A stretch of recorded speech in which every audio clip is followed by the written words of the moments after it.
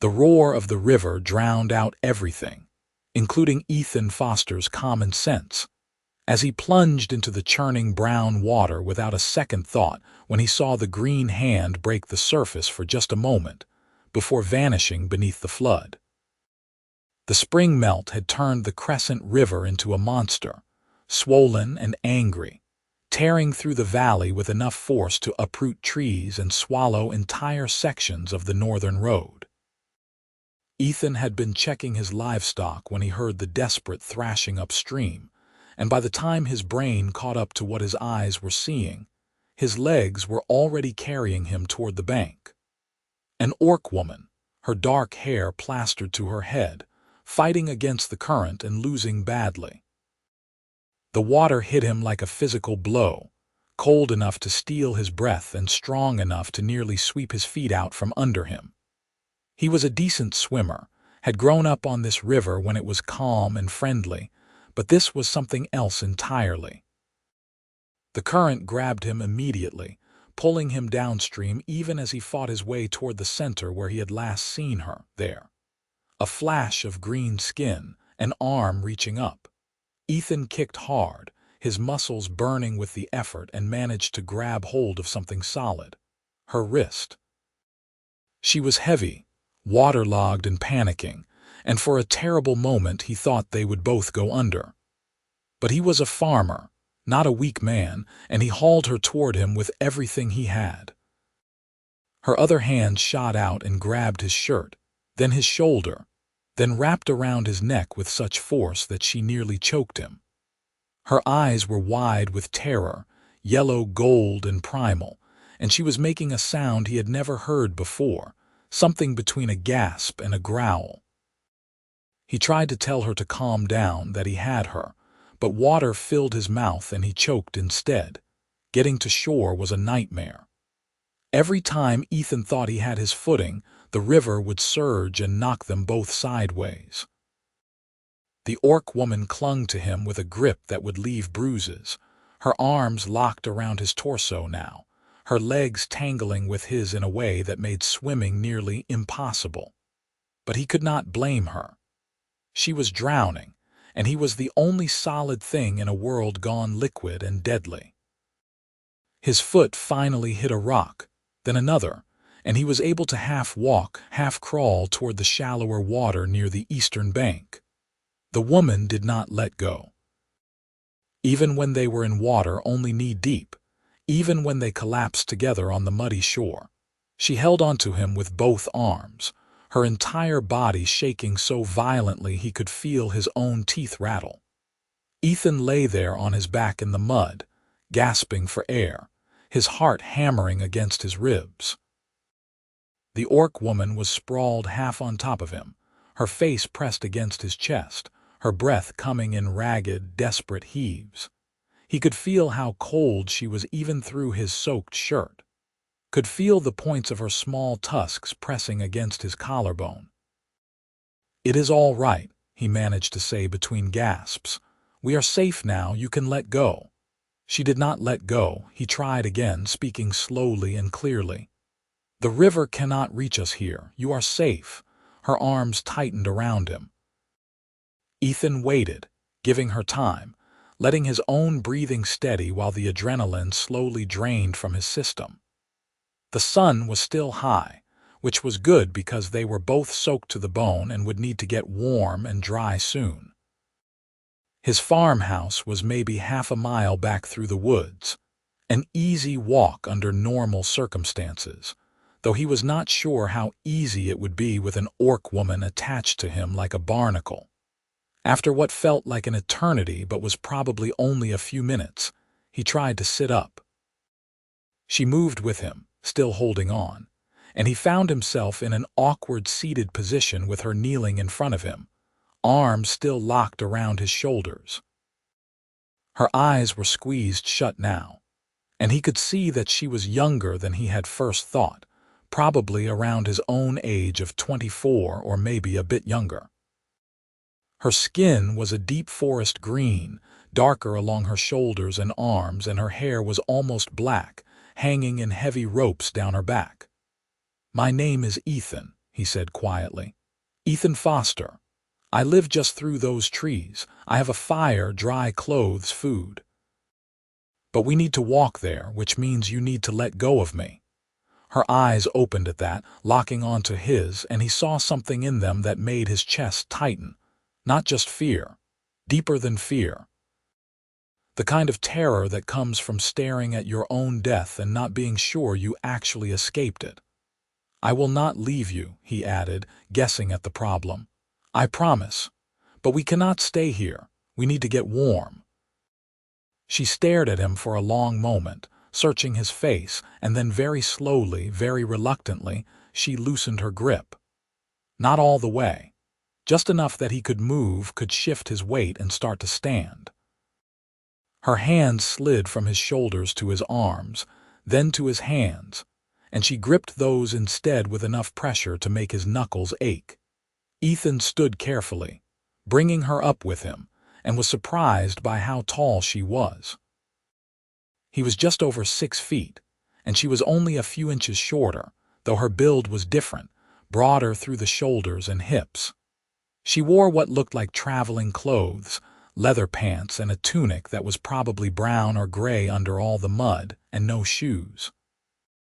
Her feet were bleeding from several cuts. "Can you walk?" he asked. She nodded but did not let go of his hands. They made their way through the woods like that, hand in hand like children, though there was nothing childlike about the way she watched the trees around them, her entire body tense and ready to run. Ethan kept his pace slow and steady, talking quietly about nothing in particular, describing his farm and his animals and how the river was usually peaceful this time of year. She did not respond, but he could feel some of the tension leave her grip as they walked. His farmhouse was small but solid, timber and stone with a good roof and shutters that actually closed. He had built most of it himself over the past 3 years, after his father died and left him the land. It was not much, but it was his, and he was proud of it.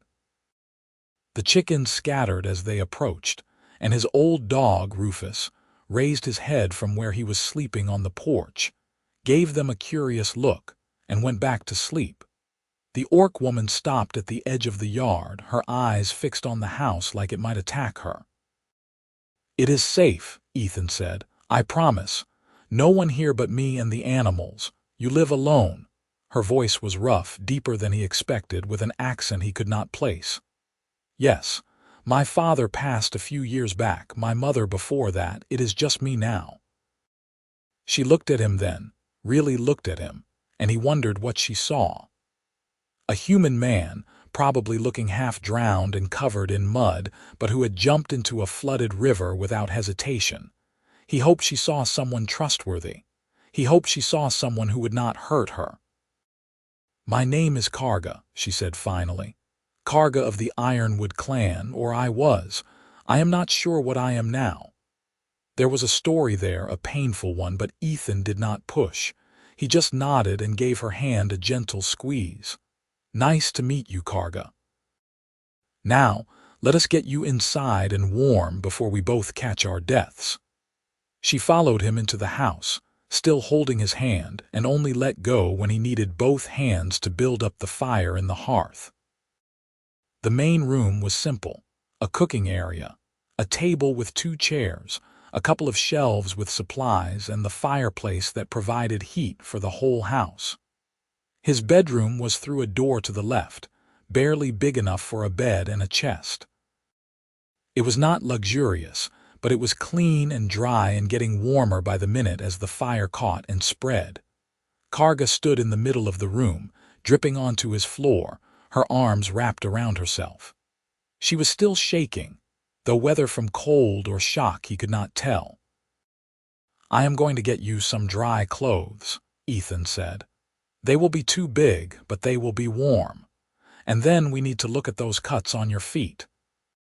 He ducked into his bedroom and rummaged through his chest until he found an old shirt and a pair of pants that had shrunk in the wash and did not fit him anymore. They would still be big on her, but they would be better than nothing. He grabbed a blanket as well, the heavy wool one his mother had made and brought everything back out. Karga had not moved, was still standing in the same spot, staring at the fire. "Here," he said, holding out the clothes. "You can change in my room if you want privacy, or I can turn around." She took the clothes but made no move toward the bedroom. Instead, she just started stripping right there in the middle of the room, peeling off her wet tunic and pants with matter-of-fact efficiency. Ethan spun around so fast he nearly gave himself whiplash, his face burning. He heard a sound that might have been a laugh, very small and very quiet, and then the rustle of fabric as she dressed. "You can look now," she said, and when he turned back she was wearing his clothes and the blanket wrapped around her shoulders. She looked strange and vulnerable and somehow smaller than before, despite her height. Ethan gestured to one of the chairs by the fire. "Sit. Let me see your feet." She sat, and he knelt in front of her, carefully examining the cuts. Most were not deep, just scrapes from rocks, but a few looked nasty and would need cleaning. He fetched water from his bucket and some clean cloth, along with the jar of salve he kept for injuries, and set to work. She did not flinch when he cleaned the wounds, just watched him with those intense gold eyes. "Why did you save me?" she asked suddenly. Ethan looked up, surprised. "Because you were drowning. I am an orc. I noticed. Humans do not save orcs. Humans kill orcs." He sat back on his heels, meeting her gaze. "Some humans might. I am not one of them." Why not? It was a fair question, he supposed. The war between humans and orcs had ended only 5 years ago, and the peace was still fragile, still new. There were plenty of people on both sides who still carried hate and anger. He had been 19 when the war ended, old enough to have been conscripted if it had lasted another year, and he had lost neighbors and friends to orc raids.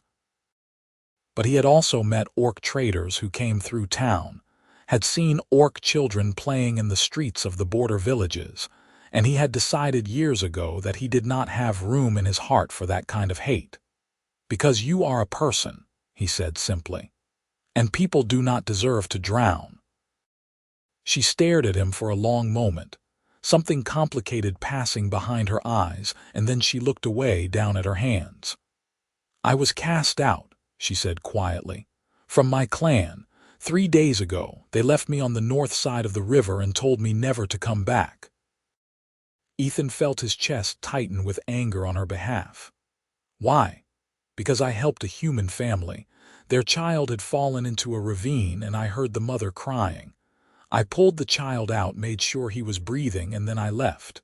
But someone saw, told the elders. They said I had betrayed the clan, that helping humans was the same as joining them, and orcs who join humans are no longer orcs." Her voice was flat, emotionless, but he could hear the pain underneath. "So I was cast out. No supplies, no weapons, no food. Just the clothes on my back and the order to never return." "That is barbaric," she laughed, but it was a bitter sound. "That is tradition. The clan comes first, always. Anyone who threatens the clan's safety or honor must be removed. It is how we have survived. By abandoning your own people for showing mercy. By protecting the many from the foolishness of the few." She met his eyes again. "You do not understand. Your people won the war. You have your cities and your farms and your trade routes.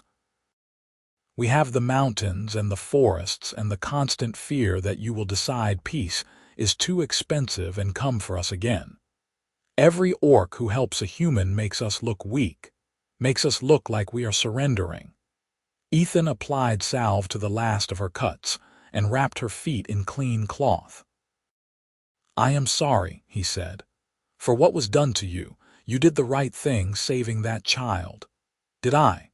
She pulled the blanket tighter. 3 days I have been walking, no food, no shelter, no idea where I was going. I was following the river south, hoping to find a town where maybe humans would not kill me on sight, or maybe they would and at least it would be over quickly.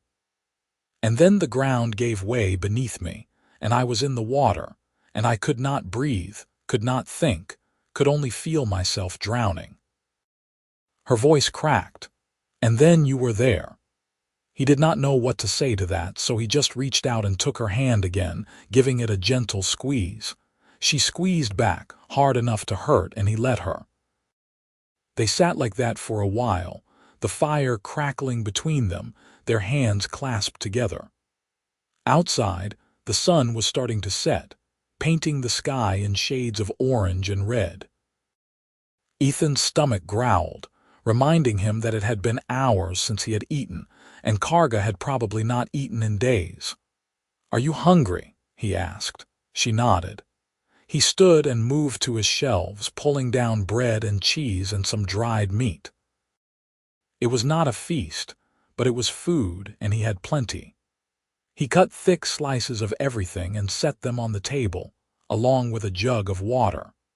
Karga approached slowly, as if expecting a trap, and then sat down and ate with the focused intensity of someone who was starving. Ethan sat across from her, eating his own portion and trying not to stare. It was strange, having someone else in his house. He had gotten used to the silence, to eating alone and talking only to his animals. But it was not bad strange, just different. "You can stay here tonight," he said when she had finished eating. "Longer if you need. I have space and you need time to heal." Karga looked at him with suspicion. "Why would you do that?" "Because you have nowhere else to go, and I am not going to throw you back out into the woods when your feet are torn up and you almost drowned today. You do not know me. I could be dangerous." "Are you?" "I could be." Ethan smiled. "But are you?" She was quiet for a moment, and then she shook her head. "No, I am not dangerous. I am just tired." "Then stay. Rest. We can figure out what comes next when you are feeling better." She searched his face, looking for the lie, the trick, the trap, but there was none, and eventually she nodded. "One night," she said. "Then I will leave. If that is what you want." He set her up in his bed, despite her protests, and took the chair by the fire for himself. It would not be the first time he had slept sitting up, and she needed the rest more than he did. She argued for a few minutes, but she was exhausted and the bed was soft, and eventually she gave in. He watched as she curled up under his quilt, the blanket still wrapped around her shoulders, and within minutes she was asleep. Ethan stayed awake for a while longer, watching the fire burn down to embers, thinking about the strange turn his day had taken. He had woken up that morning expecting to fix a section of fence and maybe plant some beans. He had not expected to pull a drowning orc woman from the river. Had not expected to learn that she had been cast out from her clan for showing kindness. Had not expected to feel this strange protectiveness towards someone he had just met. But life was funny that way.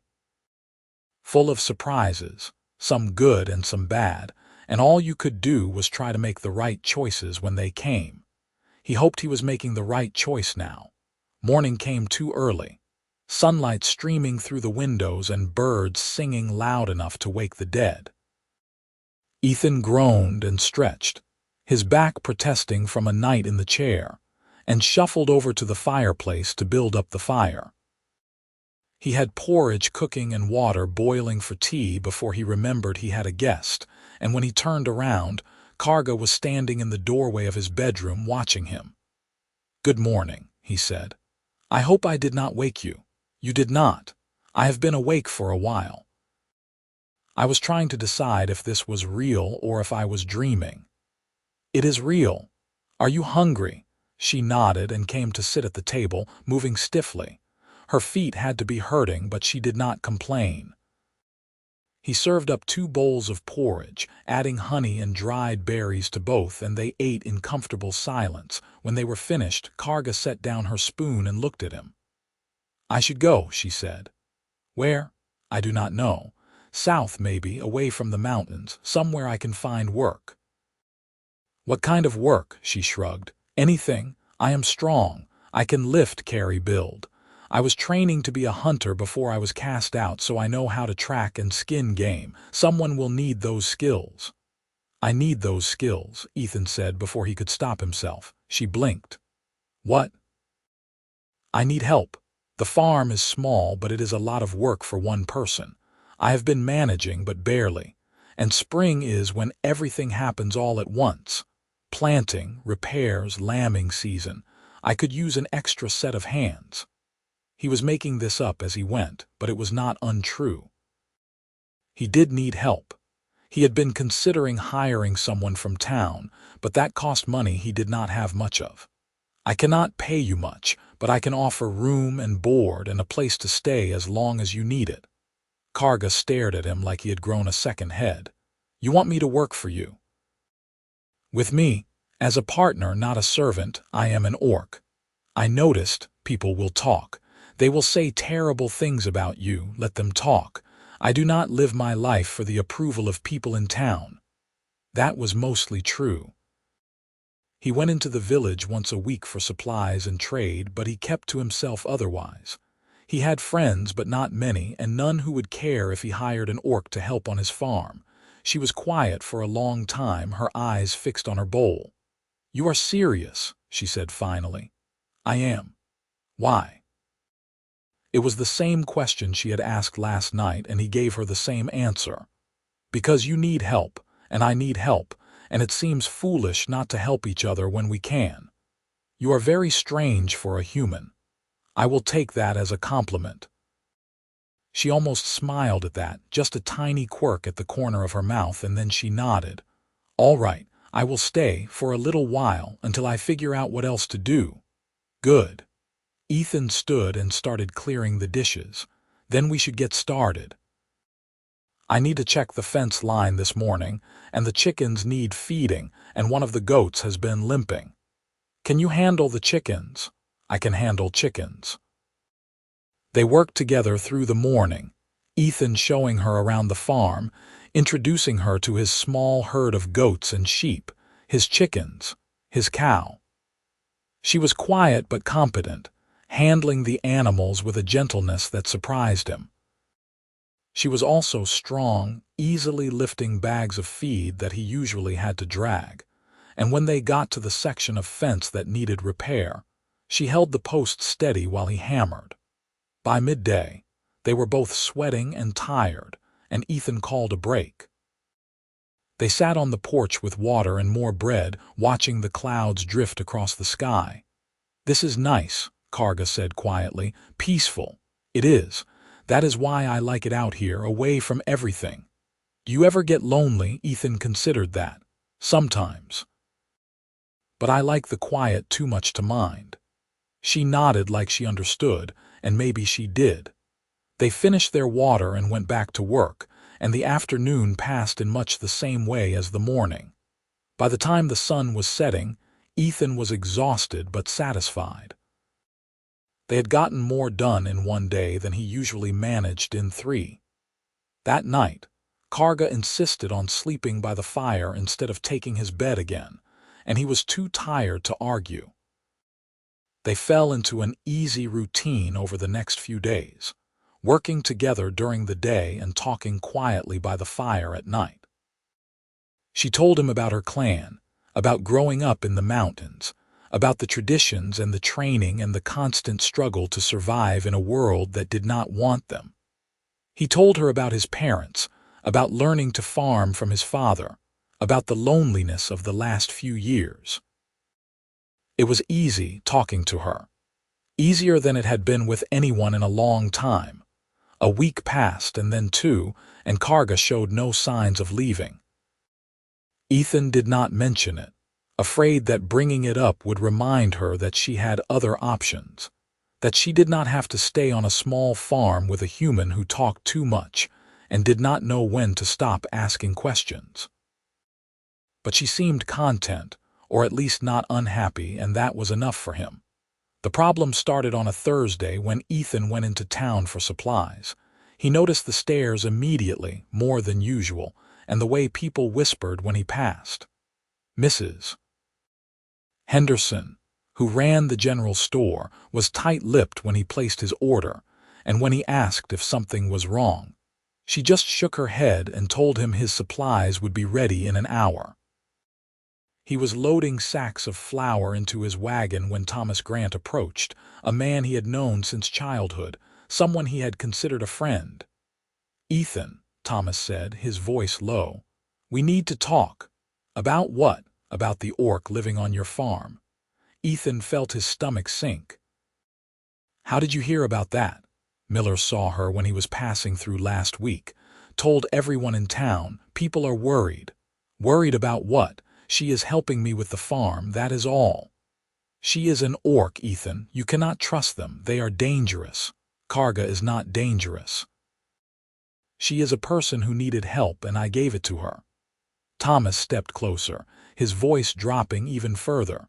"People are talking about coming out to your place, making sure you are safe. Some of them are talking about running her off or worse." Ethan felt anger flare hot in his chest.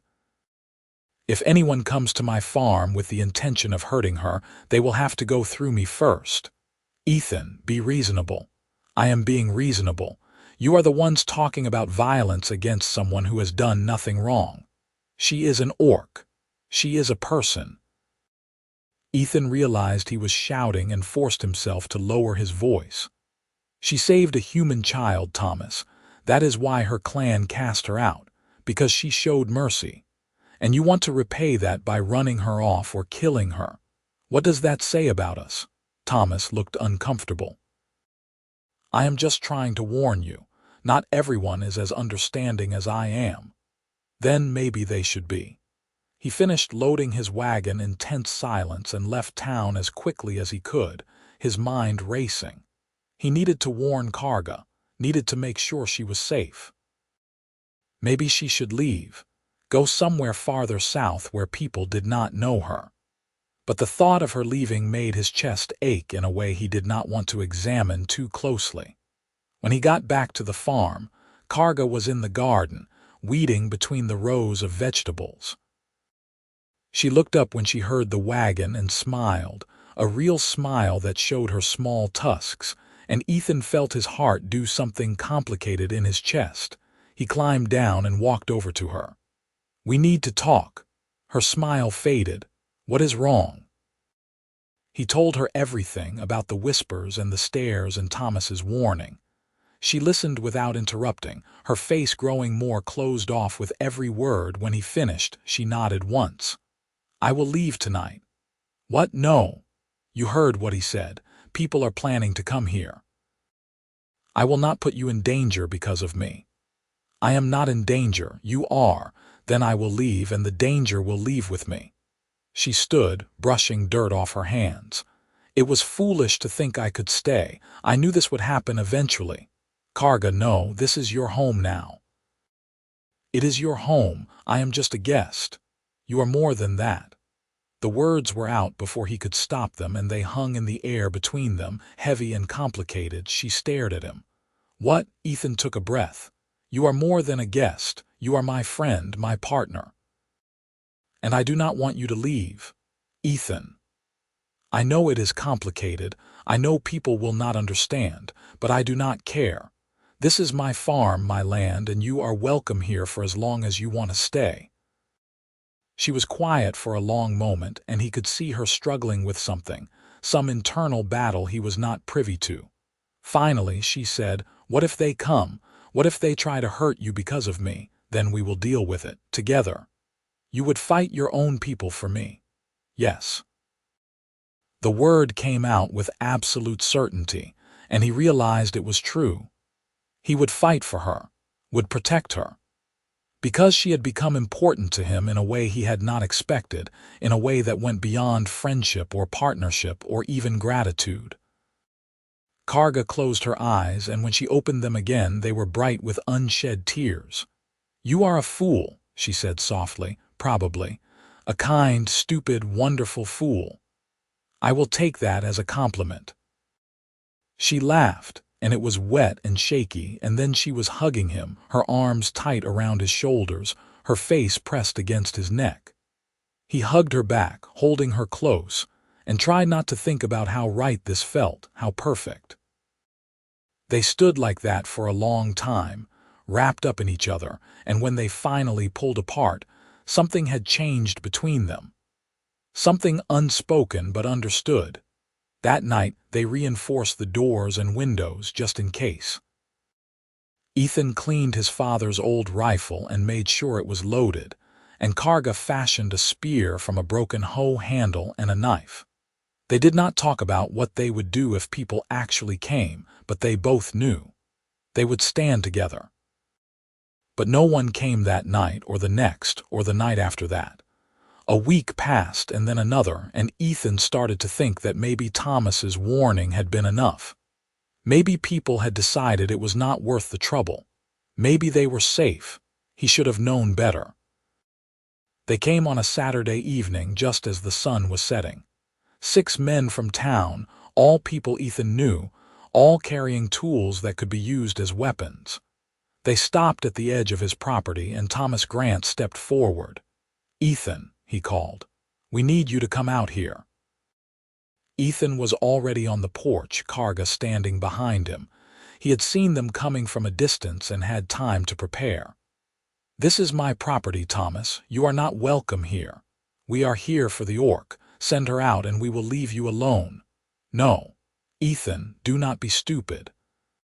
She does not belong here. Send her out and we can all go home." I said no. One of the other men, a large fellow named Garrett, stepped forward. "Then we will come and get her." Ethan raised the rifle, aiming it directly at Garrett's chest. "I would not recommend that." The men stopped, surprise and anger flashing across their faces.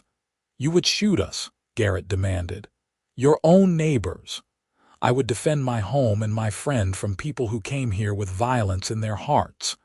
"Yes, she is an orc. She is a person and she is under my protection. Now get off my land." There was a tense moment where Ethan thought it might actually come to violence, where he thought he might have to make good on his threat.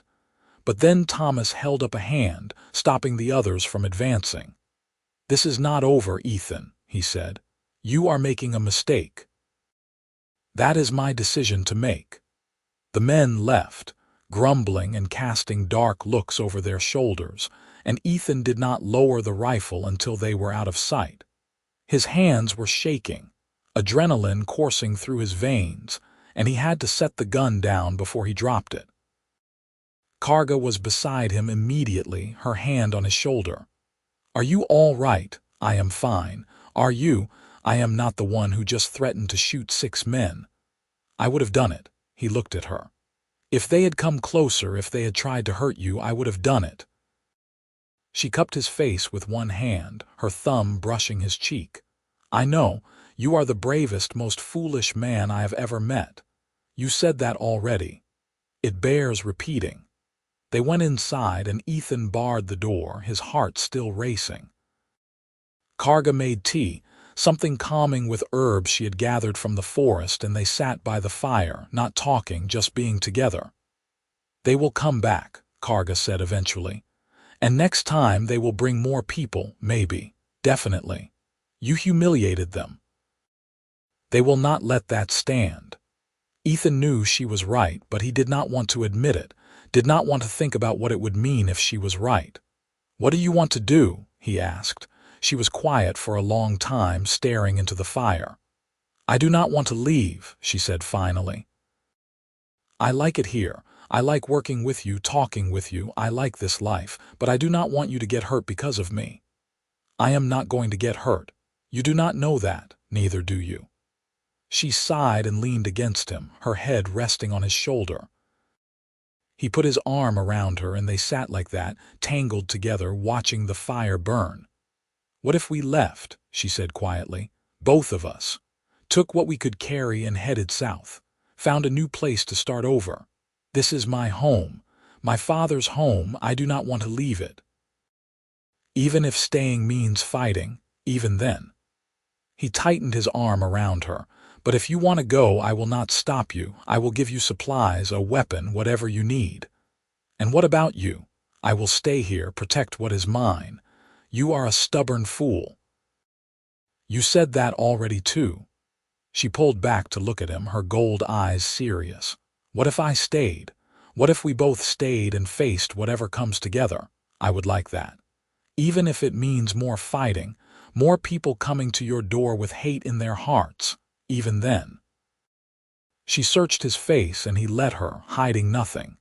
He wanted her to see how much this meant to him, how much she meant to him, even if he did not have the words to say it out loud yet. All right, she said finally. Then we stay, together. Together. They sealed it with a handshake, formal and serious, and then they both laughed at the absurdity of it. The laughter broke the tension, and they spent the rest of the evening planning, preparing for the possibility that more trouble would come their way. But trouble did not come. Days passed into weeks, and the weeks passed into a month, and no one else showed up at his farm with weapons and demands. Ethan still went into town for supplies, and people still stared and whispered, but no one confronted him directly. It was as if the town had collectively decided to pretend Karga did not exist, which was fine with both of them. Life settled into a new rhythm. They worked the farm together, planting and tending and harvesting. They cooked meals together, ate together, sat by the fire together in the evenings. Karga taught him orc songs, the ones her mother had taught her, and he taught her the human folk songs his father used to sing. They laughed together, argued over stupid things like whether beans were better than squash, and slowly, carefully, fell into something that felt a lot like love. Ethan knew he was in love with her, knew it with absolute certainty, but he did not know how to say it, did not know if she felt the same way, and he was terrified of ruining what they had by speaking too soon. Karga, for her part, seemed content. She smiled more, laughed more, and the haunted look she had carried when he first pulled her from the river was gone, replaced by something softer, something happy. But she never talked about the future, never made plans beyond the next season, and he wondered if she was waiting for permission, waiting for him to say the words first. The moment came on a late summer evening when the air was warm and the fireflies were just starting to emerge. They had spent the day harvesting tomatoes, and both of them were tired and sticky and covered in tomato juice. Karga had insisted on washing in the river, and Ethan had gone with her, both of them splashing around in the shallows like children. Now they were sitting on the bank, the last rays of sunlight turning the sky pink and gold, and Karga was braiding her wet hair, her fingers moving with practiced ease.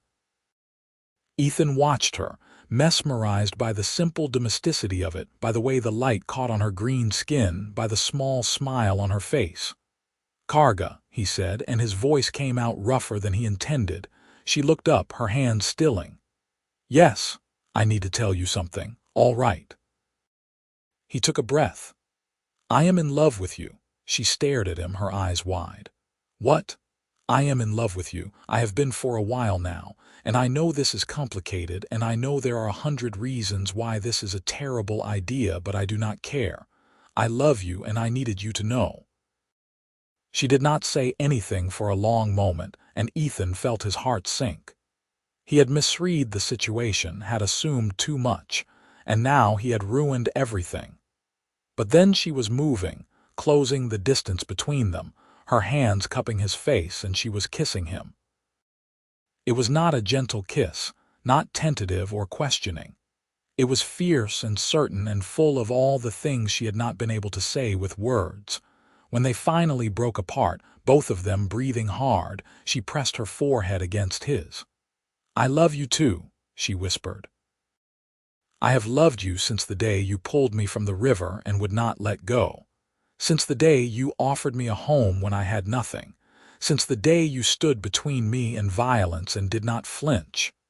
I will always stand between you and violence. I know. That is one of the many reasons I love you." They kissed again, slower this time, and Ethan felt something settle in his chest, something warm and right and permanent. This was real. This was forever, and he was not going to let anyone or anything take it away from them. They stayed by the river until the stars came out, talking about everything and nothing, making plans for a future that felt suddenly real and possible. Karga wanted to expand the garden, maybe add some fruit trees. Ethan wanted to build a bigger barn, get more animals. They talked about the coming winter, about how they would need to stockpile firewood and preserve food, and it felt like the most natural thing in the world, planning a life together. When they finally walked back to the farmhouse, hand in hand, Ethan felt lighter than he had in years. He had found something he had not even known he was looking for, and he was not going to take it for granted. That night, Karga did not sleep by the fire. She slept in his bed, curled up against him, her head on his chest, and Ethan lay awake for a long time, just listening to her breathe, marveling at the fact that this was his life now. Autumn came, and with it, the harvest. They worked from dawn to dusk, bringing in the crops, preserving what they could, selling the rest in town. The whispers and stares continued, but Ethan had learned to ignore them, and Karga never complained. She held her head high, met people's eyes without flinching, and slowly, grudgingly, some of the hostility began to fade. Mrs. Henderson was the first to thaw, complimenting Karga on the quality of their vegetables and asking about her preserving techniques. Then Mr. Lewis, the blacksmith, asked if Karga would be willing to help with some heavy lifting and paid her fairly for her work. It was not much, but it was progress, and it gave Ethan hope that maybe, eventually, the town would accept them. Winter arrived with the first snow in late November, and they spent the cold months holed up in the farmhouse, keeping warm by the fire and working on indoor projects. Karga taught Ethan how to carve wood, the way her father had taught her, and he made her a set of wooden bowls that she declared were the finest she had ever seen. He taught her how to read, using his father's old books, and she devoured them with an enthusiasm that made him laugh. They talked about marriage, tentatively at first and then more seriously. It would not be legal, not recognized by any human or orc authority, but they did not care. They would make their own vows, their own promises, and that would be enough. On the winter solstice, the longest night of the year, they stood in front of the fireplace and spoke their promises to each other. Ethan promised to love her, protect her, and stand by her side no matter what came. Karga promised the same, her voice steady and sure, and then she added something in her own language, words he did not understand but felt in his bones. They sealed their vows with a kiss, and Rufus, who had been watching from his spot by the door, let out a single approving bark. "I think he approves," Ethan said, grinning. "He should. We are perfect together." "We are." They spent the rest of the night celebrating, eating a feast they had prepared together, drinking the wine Ethan had been saving for a special occasion, and dancing to music only they could hear. It was not a grand wedding, not the kind of thing that would be remembered in stories, but it was theirs, and that made it perfect. Spring came again, and with it, new life.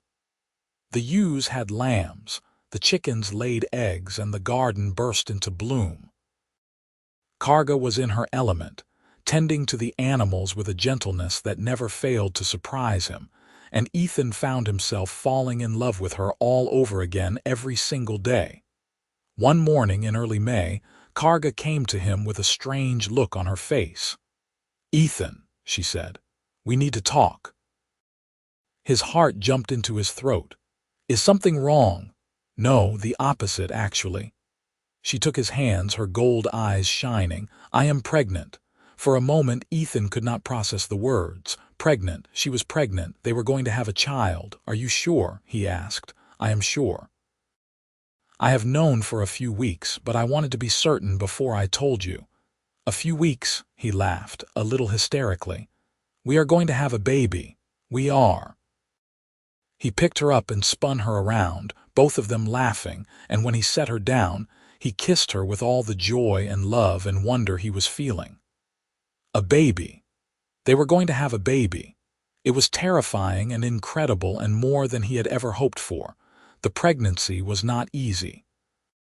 Karga was sick in the mornings, tired all the time, and her body changed in ways that made her uncomfortable and self-conscious.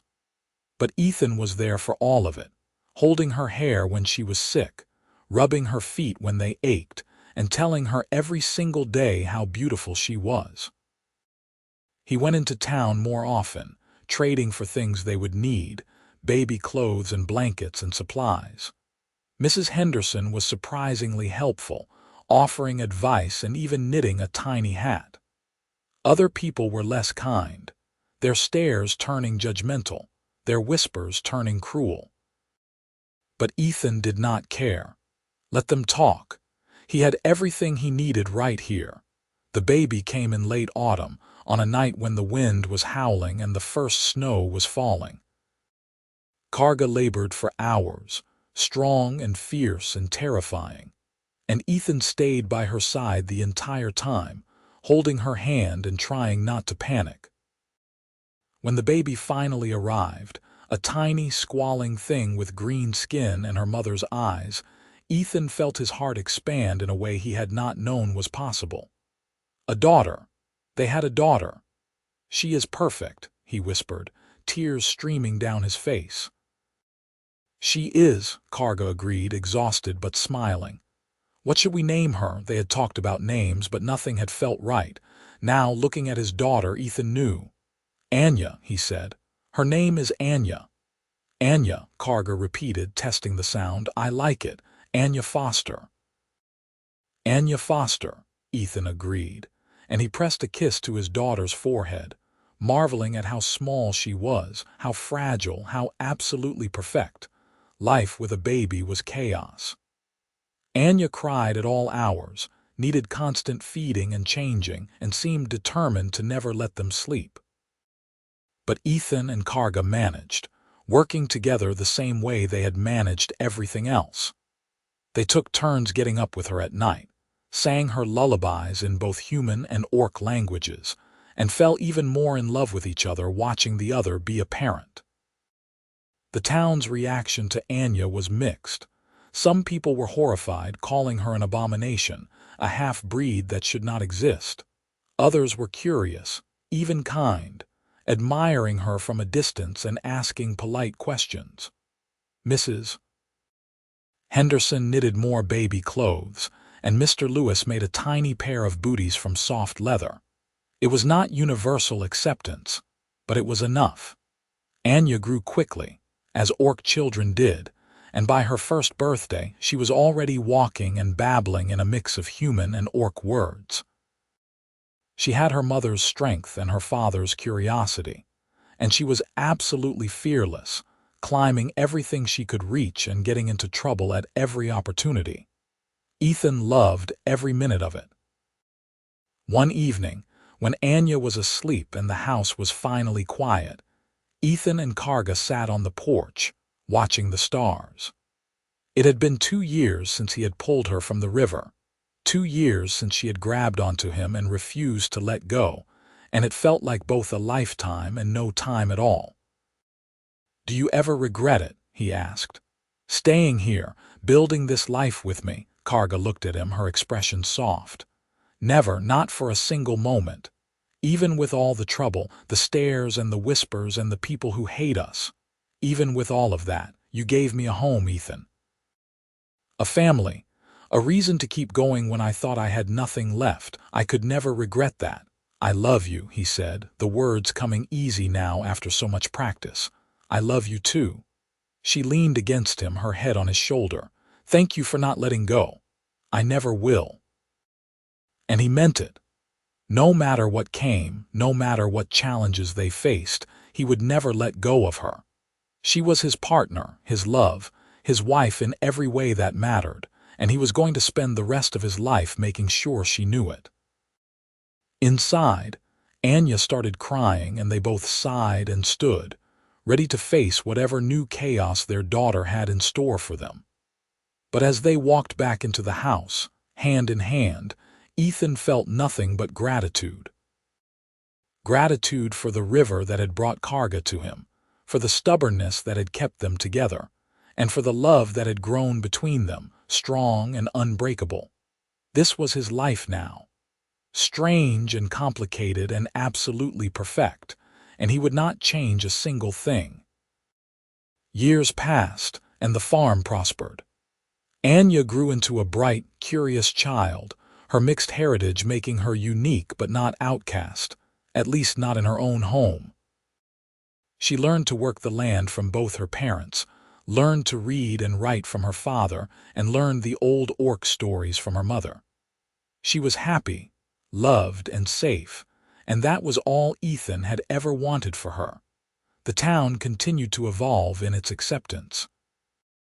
More orc families moved into the area, drawn by the promise of peace and the example Ethan and Karga had set. Interspecies marriages became more common, if not yet entirely accepted, and slowly, the old prejudices began to fade. It was not perfect, and there were still people who clung to hate, but progress was being made. On a warm summer evening when Anya was 5 years old, the family sat together on the porch, watching the fireflies dance. Anya was chattering about something she had seen in the woods, a deer with a white spot on its head, and Karga was braiding her daughter's hair while Ethan whittled a new toy. It was a perfect moment, ordinary and precious, and Ethan paused to take it in. This was what he had saved when he jumped into that river all those years ago. Not just Karga's life, but this entire future, this family, this love. "Papa," Anya said, looking up at him with her mother's golden eyes. "Tell me the story again, about how you and Mama met." Ethan smiled and set down his whittling. "All right. It all started on a day when the river was very angry." As he told the story, Karga's hand found his, their fingers intertwining the way they had so many times before. And even though he had told this story 100 times and would tell it 100 more, it never got old. Because it was their story, the beginning of everything, and it was a story worth telling. When he got to the part about pulling Karga from the water, Anya interrupted. "And she would not let go." "That is right," Ethan said, squeezing Karga's hand. "She would not let go, and I am very glad she did not." "Me too," Anya said, snuggling between her parents. "Me three," Karga added, her voice warm with contentment. They sat there together as the sun set and the stars came out. A human man, an orc woman, and the child they had made together. Proof that love could bridge any divide, overcome any obstacle, and create something beautiful from the most unlikely of beginnings. Ethan had jumped into a flooded river without thinking, driven by instinct and compassion, and in return, he had been given everything he had ever wanted. A partner, a family, a future bright with possibility. And as the night settled around them, peaceful and perfect, he knew that he would make the same choice 1,000 times over. Because some things were worth the risk, worth the struggle, worth fighting for. And Karga, the orc woman who had grabbed onto him in that river and never let go, was worth everything. Their story was far from over, but this chapter, this perfect moment of peace and love and family, was exactly where they were meant to be. Together, always together, no matter what the world threw at them. And that was the happiest ending Ethan could have ever imagined.